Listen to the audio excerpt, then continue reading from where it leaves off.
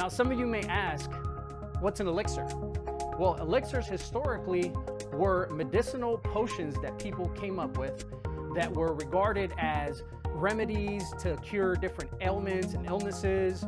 They were thought to have healing properties. And so through the years, this idea crept its way into mixology, not so much for the medicinal side of it, but for being able to bring out some of the more potent and more bold flavors in cocktails.